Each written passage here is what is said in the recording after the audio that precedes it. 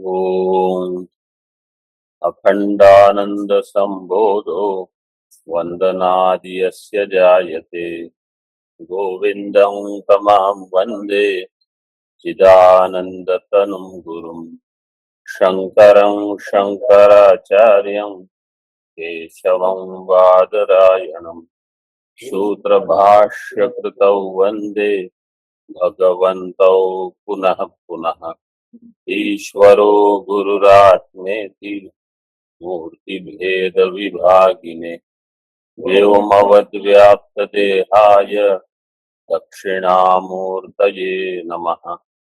ओम शांति शांति शांति। 513 श्लोक हम देख रहे थे।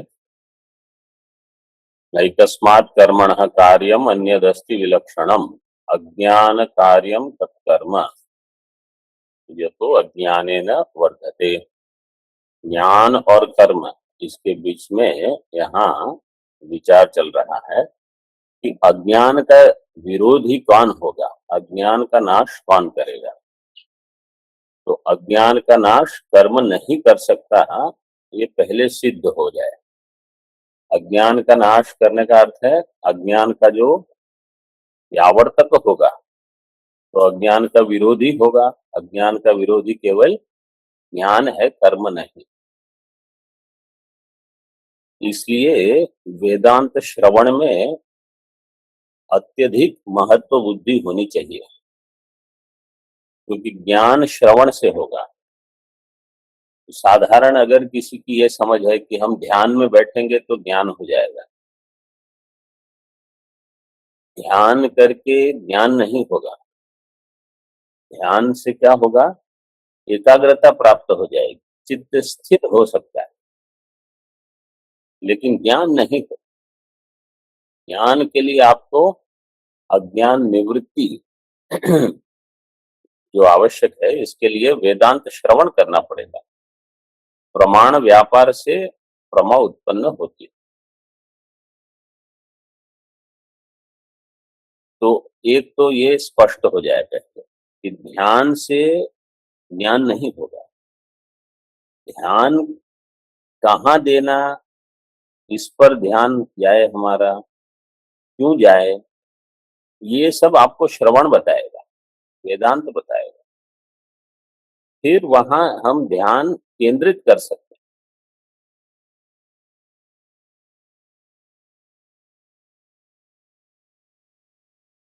दूसरा एक विकल्प होता है कि ज्ञान करेंगे और ज्ञान के बाद कुछ ध्यान करेंगे, और ऐसा शास्त्र में भी कहा है कि श्रवण के पश्चात निधिध्यासन करना है। लेकिन श्रवण के पश्चात जो निधिध्यासन है, उसका अर्थ ठीक ठीक समझ में आना चाहिए। क्योंकि ज्ञान कर्म समुच्चय का जब खंडन करते हैं, तो इसका अर्थ है कि ज्ञान के बाद कोई उपासना अगर करता है तो उसका खंडन करना है। और निर्गुण ब्रह्म का आत्मत्वेन ध्यान करना है, वो निधिध्यासन होगा। वेदांत श्रवण के पश्चात अगर ये बुद्धि नहीं बनी है कि वो ब्रह्म मैं हूं, मतलब परोक्ष ज्ञान स्पष्ट हो जाए कि ये मेरे बारे में बता रहे हैं, लेकिन अगर विपरीत भावना है तो हम ध्यान करके उसकी निवृत्ति करें। लेकिन अगर ये ज्ञान नहीं हो रहा है और कुछ आवृत्ति कर रहे हैं बार बार, तो वो उपासना हो जाएगी, उसका निषेध है।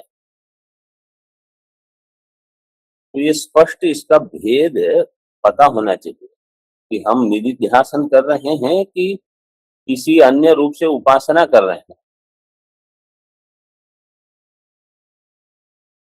जैसे कल थोड़ा इसको छू लेते हैं, कल इसका विषय देखा था, जिसका अपरोक्ष रूप से अनुभव हो रहा है,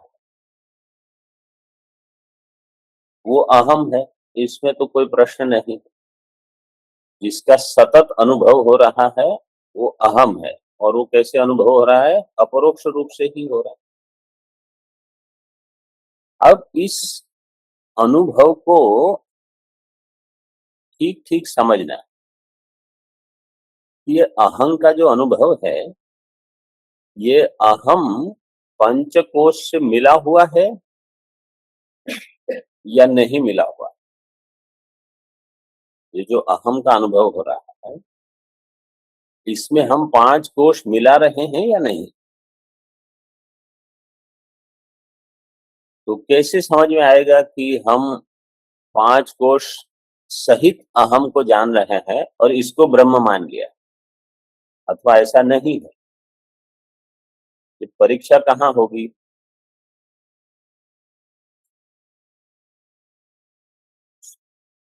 सुषुप्ति में इसकी परीक्षा होगी। सुषुप्ति अवस्था में तो पंचकोश उपलब्ध नहीं है।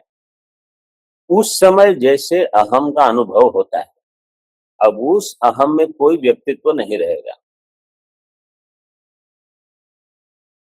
ऐसा अहम जो जागृत में है वही मैं हो सकता हूं। अन्य कुछ अगर उसमें मिला दिया तो मैं नहीं हूं।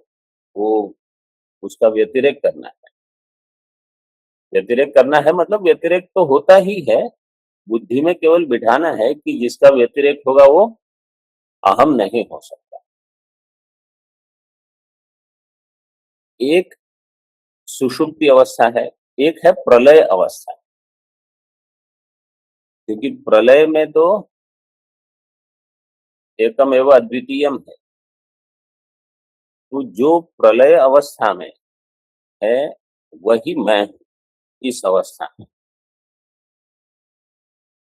तो प्रलय में समष्टि प्रपंच का निषेध हो जाता है। तो समष्टि प्रपंच जहां निषिद्ध है, ऐसा अहम मैं अभी भी हूं। इस प्रकार से ज्ञान को दृढ़ करना है। तो समष्टि प्रपंच का निषेध करने से कोई उपाधि नहीं रहेगी जिससे आप तादात्म्य कर सके। वही वास्तव में ब्रह्म है। इसके पश्चात जो जो हमारी बुद्धि में आता है उसको या तो मिथ्या समझो और अथवा उसका निषेध करते रहो। तो ये जब होगा तब अहम के अनुभव की, जो सतत अनुभव हो रहा है, उसकी ठीक ठीक व्याख्या हो जाएगी कि अच्छा यही मैं, कुछ मिलावट वाला नहीं।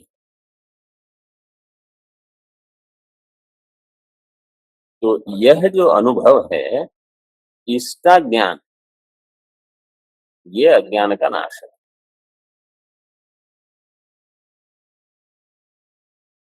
श्लोक हमने देख लिया था, टीका देखिए, पृष्ठ क्रमांक 132, ऊपर से चतुर्थ पंक्ति में, अविद्यया जीवः स्वयं परिच्छिन्नम मनुते तदा अपूर्णत्वात् तस्य संसरणम्। अविद्या से जीव अपने आप को जब परिच्छिन्न मानता है, परिच्छिन्न कब मानेगा? जब पंचकोश के साथ तादात्म्य करके बैठेगा, तब अपने आप को परिच्छिन्न मानता है। तो तदा वो अपूर्ण होने से अपूर्णत्वात् तस्य संसरणम, उसका संसरण होगा। स यथा कामो भवति, आगे उदाहरण दिया है।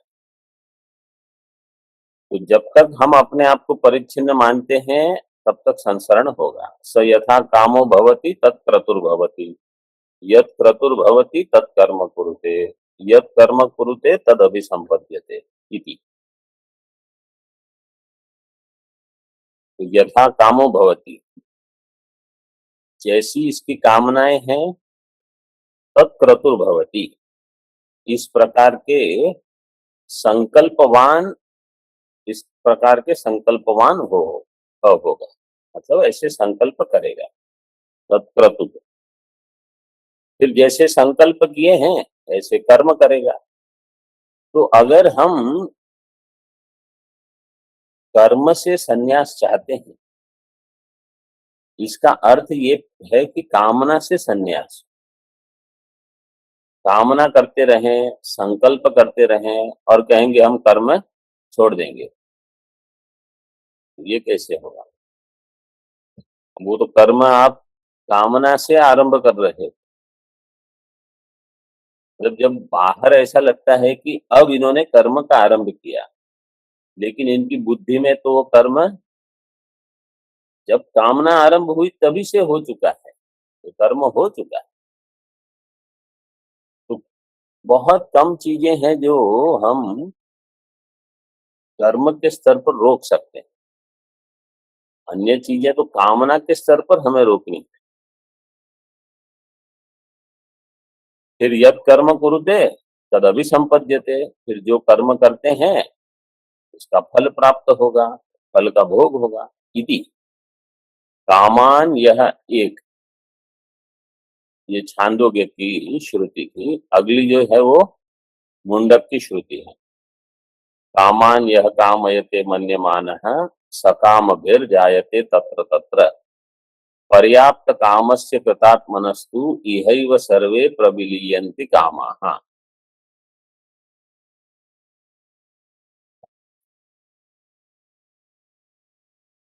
यह कामान, यह मन्यमानः कामान कामयते, जो मन्यमान का अर्थ है चिंतन करने वाला, कामनाओं का चिंतन करने वाला जिस कामनाओं को और जिस विषयों को कामयते, कामान विषयान कामयते, काम्यन्ते इति कामा तान सह तत्र तत्र काम भी ही जायते, तो वो वहां वहां उत्पन्न हो जाएगा, जिसकी कामना होगी वहीं आपका जन्म हो जाएगा। तो जन्म मतलब ऐसे नहीं कि एक शरीर हो गया तो जन्म हुआ, दिन में 10 बार जन्म होता है। ये कामना की तो वहां पहुंच गए। जैसे अभी समझो मंदिर में कुछ पूजा करने की कामना है तो मंदिर में पहुंच गए, भोजन की कामना है तो अन्न क्षेत्र में पहुंच गए, टहलने की कामना है तो बाहर चले गए, लेटने की कामना है तो घाट पे चले गए। तो इस प्रकार से तत्र जायते तत्र सभी जगह हमारा जन्म होता है। और समझो किसी से बात करने की इच्छा हुई तो वहां चले गए। फिर पर्याप्त कामस्य कृतात्मनस्तु इहैव सर्वे प्रविलीयन्ति काम। लेकिन जो तू तू दिया है व्यावर्तन के लिए, जो पर्याप्त काम है और कृतात्मा है, पर्याप्ता कामा यस्य सह पर्याप्त काम, जिसकी सारी कामनाएं पर्याप्त, परि उपसर्ग का अर्थ है सम, उपसर्ग डाल तो समाप्त, पर्याप्ता समाप्ता, जिनकी सारी कामनाएं शांत हो गई। और कृतात्मा है, कृतात्मा का अर्थ क्या होगा? साधारण कृतात्मा का अर्थ हम कैसे करेंगे? आत्मा से लेंगे अंतःकरण, तो कृतात्मा का क्या होगा अर्थ? कृतो ये न सह कृतात्मा। लेकिन यहाँ कृतात्मा से केवल अंतःकरण को बना लिया, इससे काम नहीं होगा। तो कृतात्मा का अर्थ करना होगा कृतकृत्य, जिसने अपने आप को कृतकृत्य किया है। कैसे कृतकृत्य होगा? ज्ञान से। फिर उनके लिए इहैव सर्वे प्रविलीयन्ति कामा, उनकी सारी कामनाएं यहाँ नष्ट हो जाएगी, तो कामनाएं ही नहीं रहेगी। तो पहले आपको कामनाओं को कम करना है। जब कामनाएं कम होगी तो ज्ञान होगा, जब ज्ञान होगा तो कामनाएं सारी चली जाएगी। हम कहेंगे कि जब ज्ञान होगा तो अपने आप ही कामनाएं चली जाएगी, तो अभी कामनाओं को क्यों कम करें? तो क्या होगा?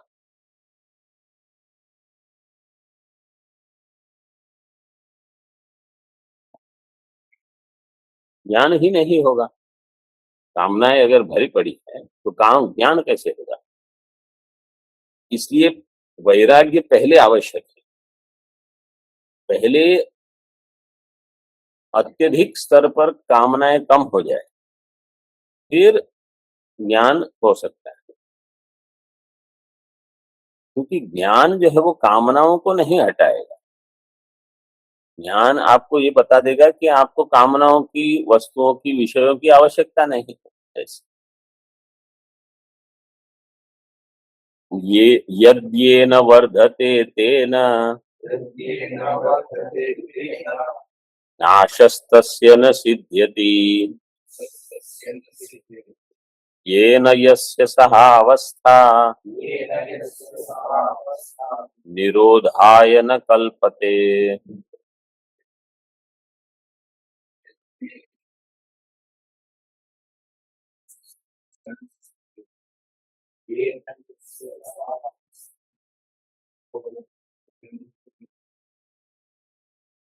ये पूर्व में जो उदाहरण दिए, ये उदाहरणों का प्रयोजन क्या है कि जब तक कामनाएं हैं जो कि अविद्या से उत्पन्न होती है, अपूर्णत्व से उत्पन्न होती है, तो कर्म बनते रहेंगे।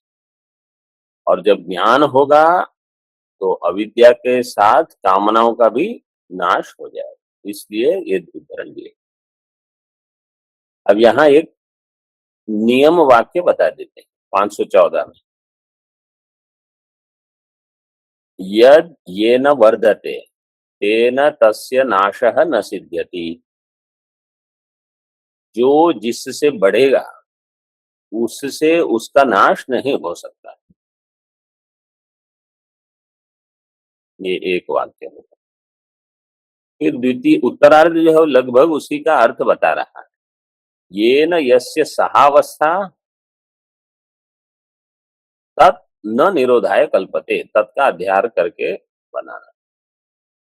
जिसकी जिसके साथ सह अवस्था है, मतलब वो साथ में रह सकते हैं, तो उसका निरोध नहीं करेगा, उसका नाश नहीं करेगा।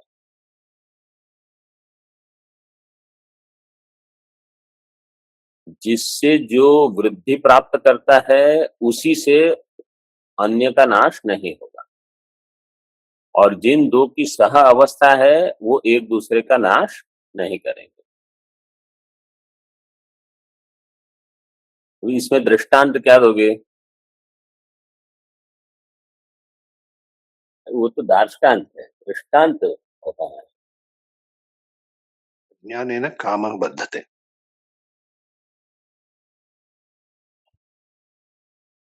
इससे क्या कहा आपने? ज्ञान है ना, अज्ञान। अज्ञानेन अज्ञान से काम की पुष्टि होती नहीं, है। वो ये सब दार्ष्टान्त में है। अज्ञान, कर्म, ज्ञान, आपको दृष्टांत बताना है।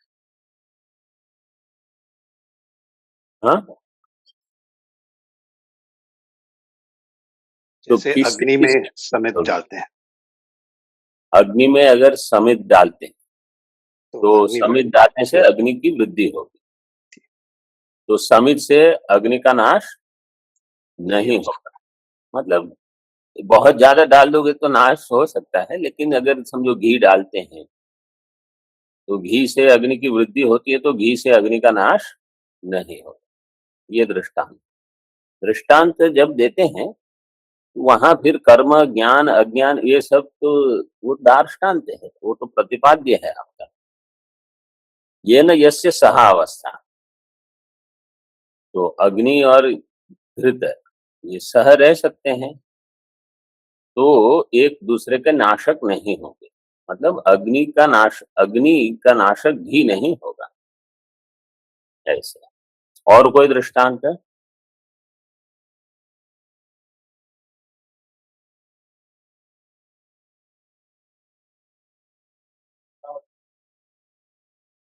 वर्षा और नदी।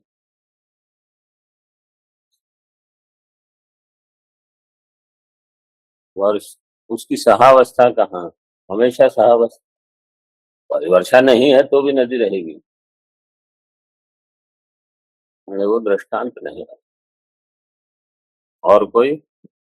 जैसे अन्न और शरीर है। शरीर की वृद्धि कैसे होती है? अन्न से। यद ये न वर्धते तेन तस्य नाश न सिद्ध्यति। आप बहुत अधिक भोजन करोगे तो शरीर नष्ट हो जाएगा, लेकिन नहीं तो ठीक ठीक चलेगा। और इनकी सह अवस्था है शरीर, और इसी में है अन्न। शरीर में वास्तव में क्या है? अन्न ही है। तो इनकी सह अवस्था होने से वो नाशक नहीं हो, निरोधाय न कल्पते। ये इनके पोषक हैं। शरीर का पोषक हो जाएगा अन्न, अग्नि का पोषक हो जाएगा घृत। ऐसे ऐसे अज्ञान का पोषक होगा कर्म। ये दार्ष्टान्त में आया है।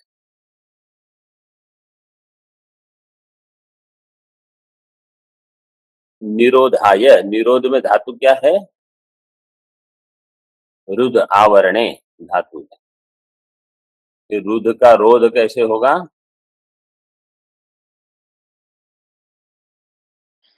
पुगंत लघु पदस्य च। सूत्र बता, उगंत लघु पदस्य च से रुद्र का रोध हो जाएगा। ठीक है। यद वस्तु येन कारणेन वर्धते तेन तस्य नाशो न सिद्ध्यति। जो वस्तु जिस कारण से वृद्धि को प्राप्त करती है, उसी से उसका नाश नहीं होगा। न सिद्ध्यति न संपद्यते। येन यस्य वस्तुनः सहावस्था साहचर्यं भवति तत् तस्य निरोधाय विनाशाय न कल्पते। जिसके द्वारा जिसकी सह अवस्था साहचर्य होता है, जैसे अग्नि धूम भी ले सकते हो आप, उनका सहचार होगा तो धूम अग्नि का नाश नहीं करता,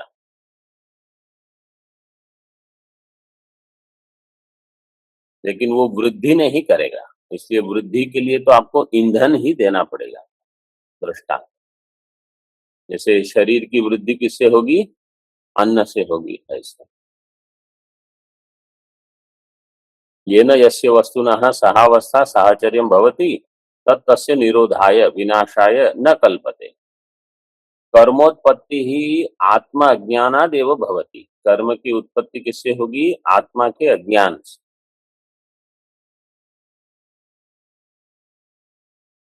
ये वाक्य ठीक ठीक ग्रहण करो, ये प्रश्न आएगा। अभी आगे उद्धरण दिया है ब्रह्मसूत्र का, अध्यास भाष्य का। अविद्याख्यम आत्मानात्मनोर इतरेतराध्यासम पुरस्कृत्य सर्वे प्रमाण प्रमेय व्यवहारा लौकिका वैदिकाश्च प्रवृत्ताः सर्वाणि च शास्त्राणि विधि प्रतिषेध मोक्षपराणि इति शारीरक मीमांसा उपोद्घात भाष्य आचार्य प्रवरैः प्रतिपादितम्। अविद्याख्यम, अविद्याख्यम अध्यासम, ये अध्यास जो है आगे दिया है अध्यास शब्द। अविद्याख्यम आत्मानात्मनोर इतरेतरा अध्यासम, उसको अविद्या भी बोलते हैं। अविद्या क्यों कहते हैं अध्यास को?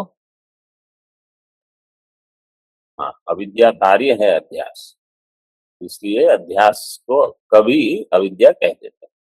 अध्यासम पुरस्कृत्य सारे प्रमाण प्रमेय व्यवहार लौकिक अथवा वैदिक इसको पुरस्कृत्य करके होते हैं अध्यास को। मतलब अध्यास हो तो प्रमाण प्रमेय व्यवहार होगा, चाहे वो लौकिक हो चाहे वैदिक। ठीक है। सारे शास्त्र सर्वाणि च शास्त्राणि विधि प्रतिषेध मोक्ष पराणि अध्यासम पुरस्कृत्य एवं भवन्ति। अध्यास को लेकर ही सारे शास्त्र गतार्थ हो जाएंगे, चाहे वो विधि शास्त्र हो, प्रतिषेध शास्त्र हो, चाहे मोक्ष शास्त्र। ऐसे शारीरक मीमांसा के उपोद्घात भाष्य में भगवान भाष्यकार ने प्रतिपादन किया। ठीक। कर्मणो अज्ञान जन्यत्वात् कथम तद अज्ञानम निवर्तयितुम शक्यते। कर्म किससे जन्य है? अज्ञान से जन्य है, सिद्ध है। इसलिए वो अज्ञान की निवृत्ति कैसे कर सकते हैं? कथम तद अज्ञानम निवर्तयितुम शक्यते। तो इसमें प्रश्न क्या होगा?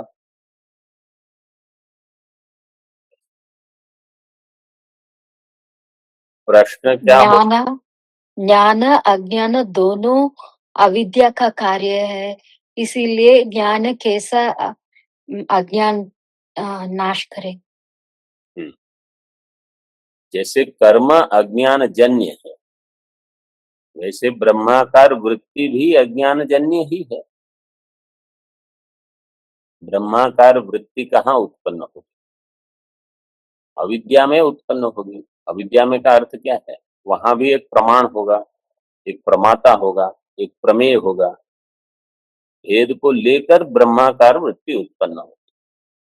तो अगर सारे कर्म में प्रमाता प्रमाण प्रमेय व्यवहार है, तो मोक्ष शास्त्र जो है वहां भी प्रमाता प्रमाण प्रमेय व्यवहार है। ब्रह्माकार वृत्ति उत्पन्न होगी, वहां भी प्रमाता प्रमाण प्रमेय व्यवहार होगा, वो भी अविद्या से जन्य है। तो कर्म अगर अविद्या जन्य होने से अज्ञान का नाश नहीं कर सकता, अविद्या का नाश नहीं कर सकता, तो ब्रह्माकार वृत्ति भी अविद्या जन्य है, तो वो कैसे नाश करेगी? ये प्रश्न बनेगा। तो समाधान क्या होगा?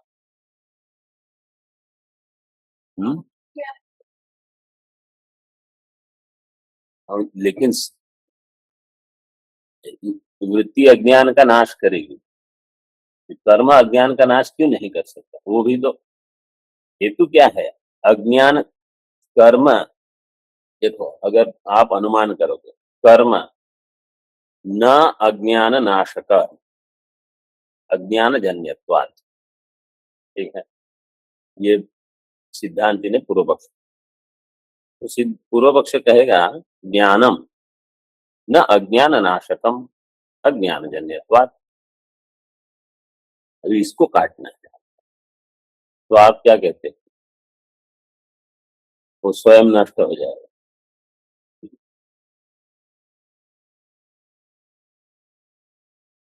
हाँ, आप बताइए कोई समाधान।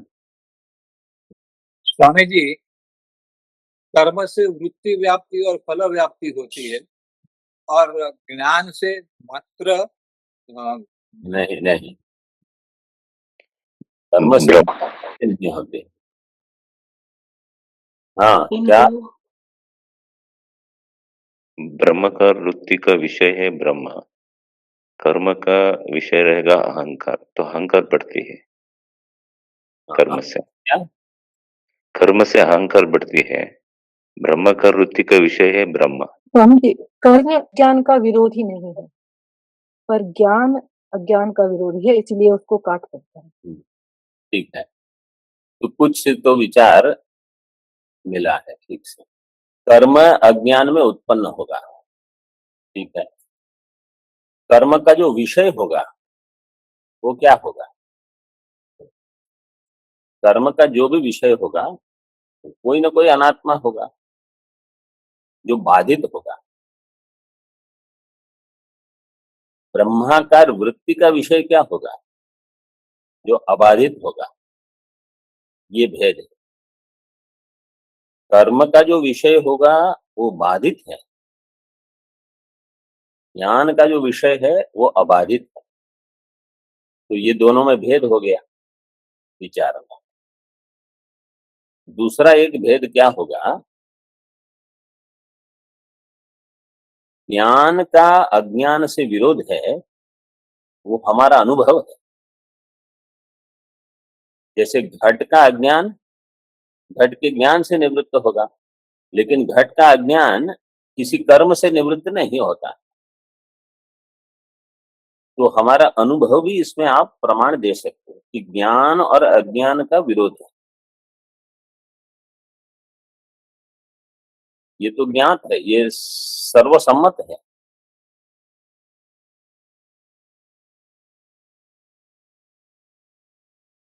तो ब्रह्म विषयक अज्ञान की निवृत्ति ब्रह्म विषयक ज्ञान से हो सकती है, जैसे घट आदि। और ब्रह्म ज्ञान का जो विषय है वो अकाट्य है, अबाध्य है।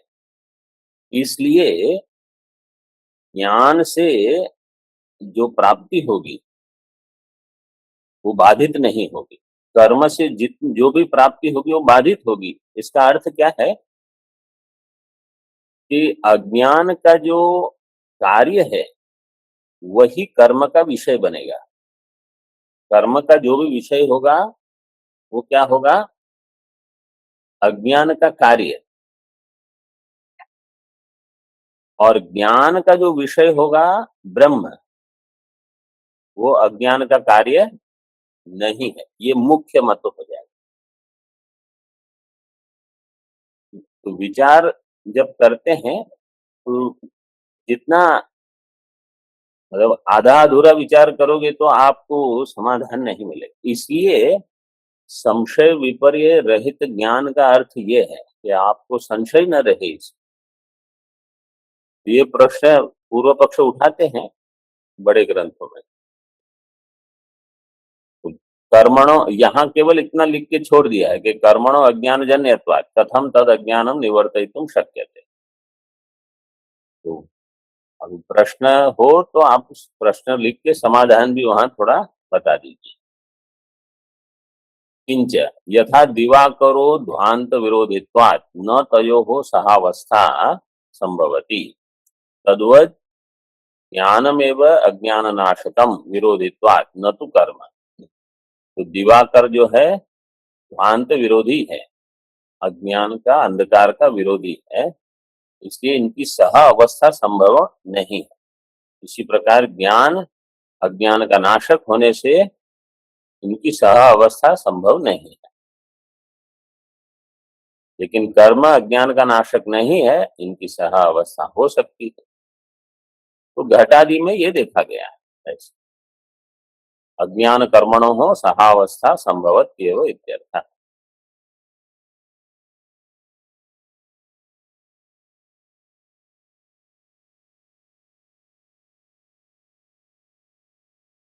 नाशकत्वं तदुभयोः कोऽनुकल्पयितुं क्षमः सर्वं कर्माविरोध्येव सदा ज्ञानस्य सर्वदा।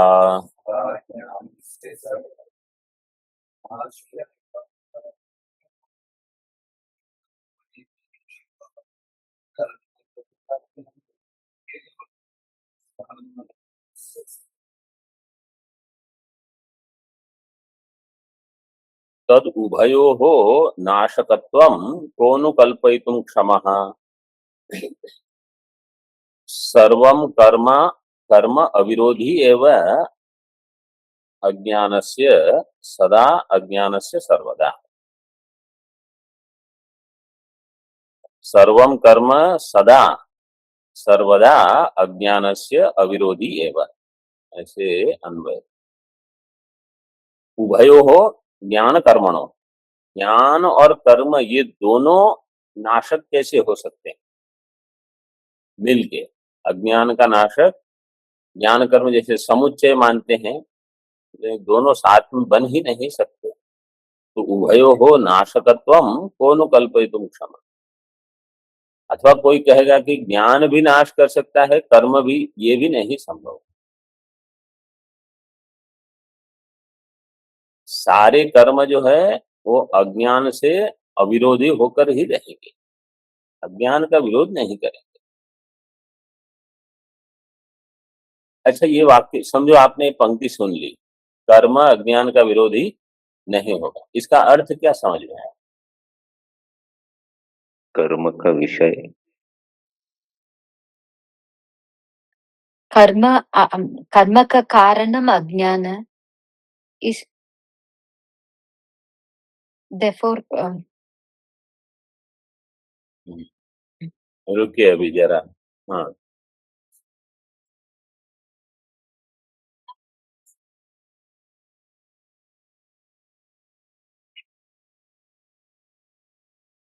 प्रश्न क्या है? कर्म अज्ञान का विरोधी नहीं, इसका अर्थ क्या है? हाँ, आप बोलिए।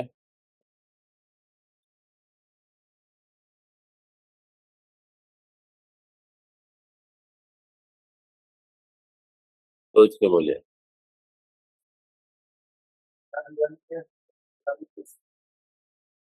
अज्ञान जन्य है कर्म।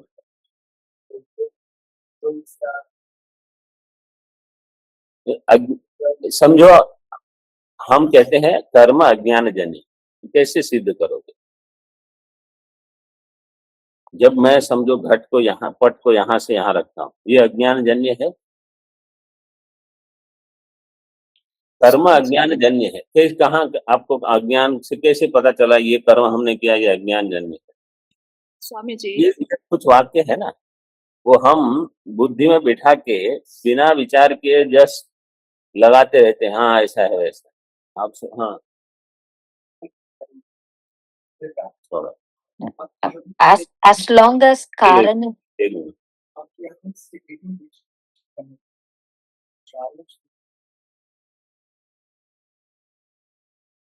विभिन्न विचार, तो ठीक है, अज्ञान से कामनाएं होंगी। कामनाओं की उत्पत्ति क्यों होगी?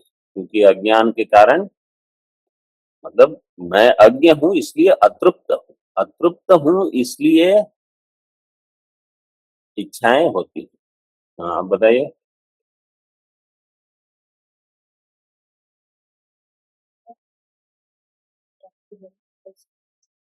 मतलब हाँ, कैसे सिद्ध करोगे कि कर्म अज्ञान से उत्पन्न हो?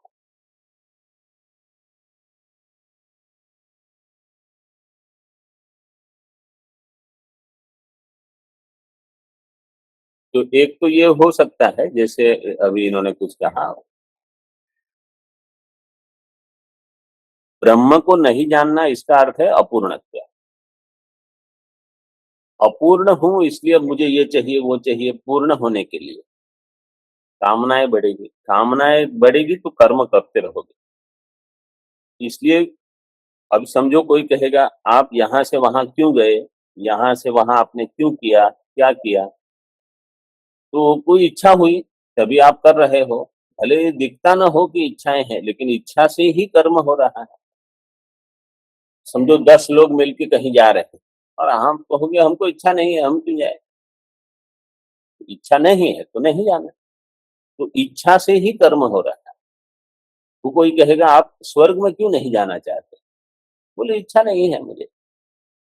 इच्छा नहीं होने के कारण अन्य भी हो सकते हैं। जैसे कोई कहेगा मुझे स्वर्ग में ही विश्वास नहीं है, मैं चाहता हूं स्वर्ग के भोग मुझे यहीं मिल जाए, तो स्वर्ग में क्यों जाना?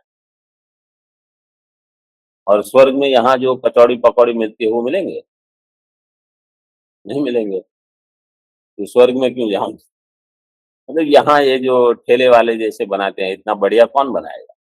वहां तो कुछ अलग प्रकार का हो, इसलिए यही स्वर्ग मान के भोग करेंगे, बीमार होके फिर मरेंगे। तो किसी को स्वर्ग में विश्वास नहीं है, किसी को शास्त्र में विश्वास नहीं, इसलिए स्वर्ग के लिए प्रयास नहीं करते, लेकिन अन्य कामनाएं हैं, और ये भोग करेंगे वो भोग करेंगे, यहाँ वहां जाएंगे दुनिया भर में। लेकिन अपूर्णत्व जो है वो उसका बीज है, ये एक हो गया। अन्य किसी प्रकार से इसका चिंतन,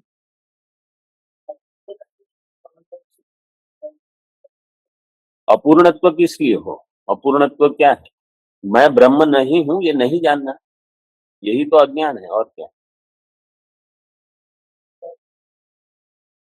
हमको केवल अभी ये सिद्ध करना है कि जो भी कर्म होता है वो अज्ञान के कारण हो रहा है, तो इतना तो सिद्ध हो गया। क्योंकि मैं नहीं जानता कि मैं पूर्ण हूं, इसलिए कामनाएं आ रही है।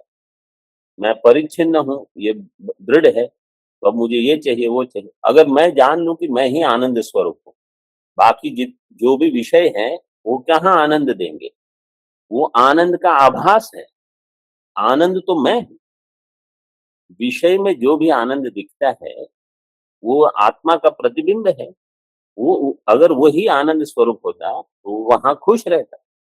विषय तो जड़ है, तो आनंद तो मैं हूं। अब जो नहीं जानता, तो इसलिए अब आनंद को हम ढूंढते रहते हैं कि कहाँ से आनंद की थोड़ी भीख मांग लो, ये आनंद दे देगा वो आनंद दे, तब कौन आनंद? आप ही आनंद स्वरूप हो। तो ये नहीं जानना, इसलिए आप प्रवृत्त होते हो, चाहे स्वर्ग के लिए चाहे कुछ लौकिक कर्म करने के लिए। हाँ, मतलब ये एक समझ हो गई कि अविद्या से कामना होती, कामना से कर्म। तो वो वाक्य की पुष्टि विचार से हो गई, अन्य किसी प्रकार से। स्वामी जी, अविद्या वही तो बताना था ना कि ज्ञान से, अज्ञान के कारण कर्म हो रहा है, लेकिन क्यों हो रहा है, तो कुछ प्रक्रिया है। हाँ, क्या ऑनलाइन? मूला विद्या त्रिगुणात्मिका है। जब तक अ, त्रिगुणात्मिक त्रिगुण है, टिल देन कर्म विल बी देयर। ठीक, एक ब्रह्म है, ठीक है।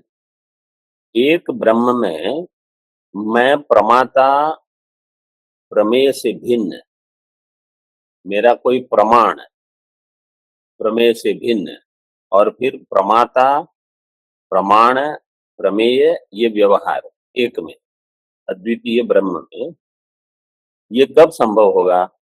अज्ञान से होगा। तो अद्वितीय आत्मा में प्रमातृत्व, फिर कर्तृत्व, फिर भोक्तृत्व, ये सब अज्ञान से ही संभव है। तो किसी न किसी प्रकार से, इसलिए पहले हम प्रमाता बनेंगे।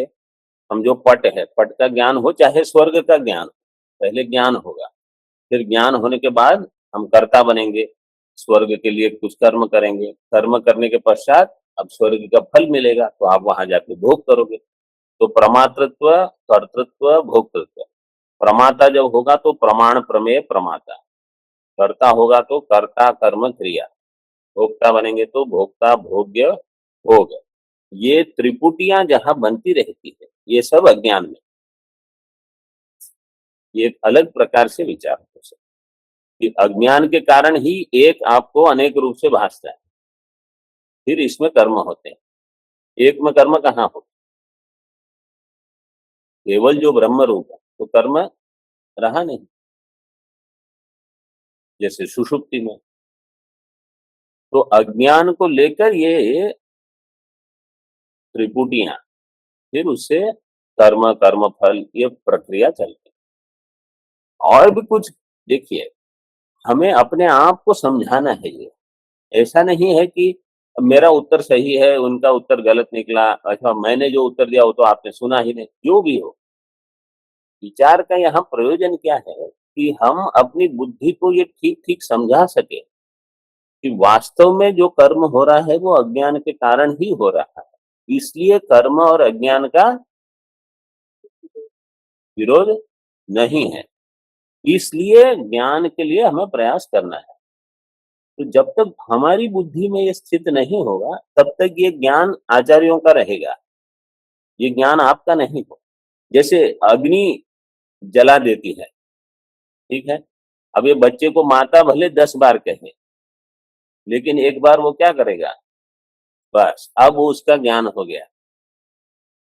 बचपन में हमको बहुत बताते हैं, ये जो प्लग होते हैं ना, इसमें कुछ नहीं डालना है, लेकिन सुनते हैं, फिर एक बार हम करते हैं कुछ, फिर अब साक्षात्कार हो चुका, अब आपको पता है। तो जब ये जितनी पंक्तियां हैं ना कि ये शरीर पंच महाभूत का कार्य है, ये है, वो है, वो हम सुन लेते हैं।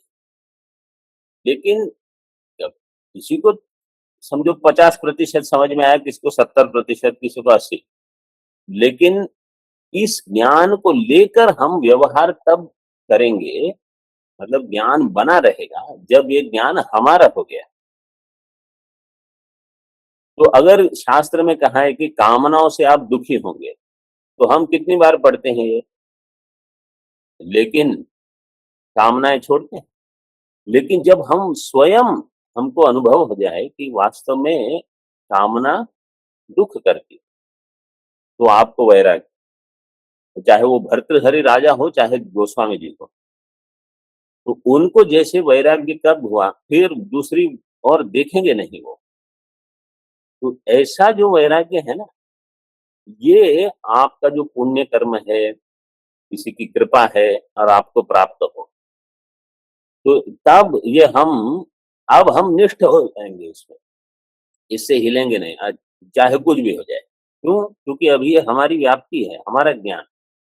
अभी तक क्या हमने 4 पंक्तियां कंठस्थ कर ली थी, जहां मर्जी यहाँ है ये श्लोक उद्धृत कर दो, वो श्लोक, इससे नहीं होता है। ये आप अपनी समझ, परिपक्व जो होते हैं ना, उस संतों में और जो केवल शास्त्रीय पंडित हैं, उनमें क्या भेद है? जो शास्त्र पढ़ लेते हैं पंडित के जैसे, और उनको तो वो नौकरी है, वो पाठ चलाएंगे, उनको पैसा मिलता है, कुछ उपाधि मिलती है, वो अलग प्रकार। और संत महात्मा जो होंगे, वो अपना अनुभव है उनका। महाराज जी कब बताते हैं, कभी कभी वो पंडित की पत्नी पूछी, क्या आप रोज रोज जगत मिथ्या बताते रहते हो? बोले ये स्वामियों को बताना है, उनके लिए है, हमारे लिए नहीं है। काशी में पंडितों के बारे में तो ये हमारा अनुभव होना चाहिए कि हम मानते हैं कि जगत मिथ्या है, ऐसे नहीं कि दूसरों को बताने के लिए जगत मिथ्या है। समझ में आया? और वो जान के क्या होगा, आप जान लो।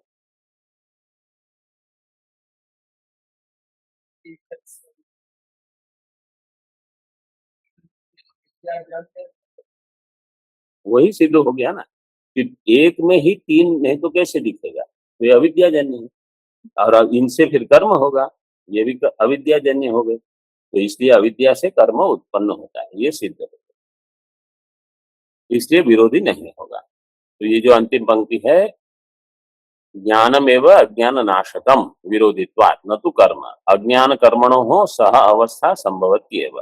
ऐसे नहीं, वो नहीं, अगला, सर्वम कर्म सदा सर्वदा अज्ञानस्य अविरोधी एव इति अविरोधी एव दृष्टम इति भाव।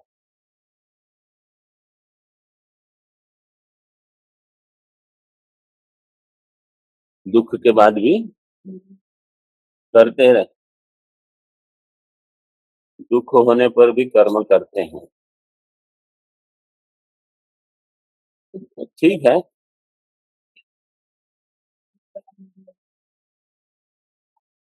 मतलब अगर उनको दुख निवृत्ति का साधन क्या है, वो अगर ज्ञात नहीं हुआ तो कर्म करते रहेंगे। तो पूरा समाज यही चलता है। एक अगर हमें दुख निवृत्ति का साधन ज्ञात हो गया कि दुख निवृत्ति अज्ञान निवृत्ति से होगी, सीधे दुख का निवारण जो होगा अज्ञान रहकर, समझो ये दुख हट गया तो दूसरा आ जाएगा, हो जाएगा तो दूसरा आएगा। क्योंकि जब तक अज्ञान बना है, दुख की निरंतर उसका प्रवाह चलता रहेगा, कि एक लोक से अन्य लोक से, एक योनि से अन्य योनि, निमज्य उन्मज्य, ये चलते रहेगा। ओम पूर्णमदः पूर्णमिदं पूर्णात् पूर्णमुदच्यते पूर्णस्य पूर्णमादाय पूर्णमेवावशिष्यते। ओम शांति शांति शांति। शंकरं शंकराचार्यं केशवं बादरायणं सूत्रभाष्यकृतौ वन्दे भगवन्तौ पुनः पुनः। ईश्वरो गुरुरात्मेति मूर्तिभेदविभागिने व्योमवद्व्याप्तदेहाय दक्षिणामूर्तये नमः। ओम शांति शांति शांति।